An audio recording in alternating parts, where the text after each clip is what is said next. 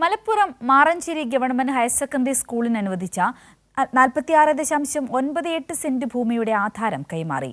P Nandakumar എംഎൽഎയുടെ ആസ്തി വികസന പദ്ധതിയിൽ ഉൾപ്പെടുത്തിയാണ് തുക അനുവദിച്ചത്.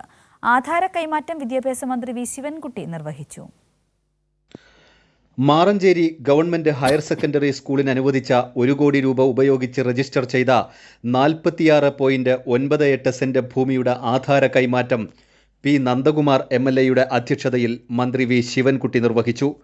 എംഎൽഎ ഫണ്ട് ഭൂമി ഏറ്റെടുക്കാൻ ഉപയോഗിക്കുന്നതിന് തടസ്സമായതിനെ തുടർന്ന് വിഷയം മുഖ്യമന്ത്രിയുടെ ശ്രദ്ധയിൽപ്പെടുത്തി പ്രത്യേക അനുമതി തേടിയാണ് സ്ഥലം സ്വന്തമാക്കാൻ കഴിഞ്ഞതെന്ന് മന്ത്രി പറഞ്ഞു.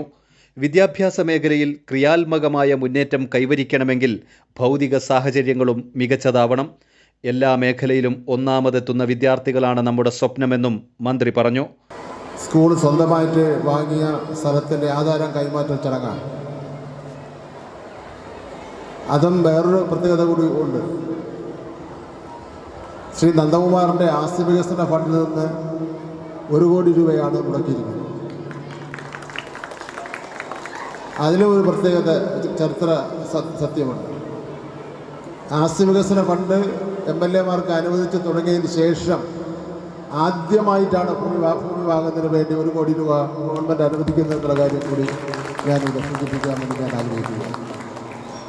ജനപ്രതിനിധികൾ, നാട്ടുകാർ, പൂർവ്വ വിദ്യാർത്ഥികൾ, പൂർവാധ്യാപകർ, പ്രവാസി പ്രതിനിധികൾ തുടങ്ങി സ്കൂളിൻ്റെ അഭ്യുദയകാംക്ഷികളുടെ സാന്നിധ്യത്തിൽ ഭൂമിയുടെ ആധാരം വിദ്യാഭ്യാസ മന്ത്രിക്ക് കൈമാറി.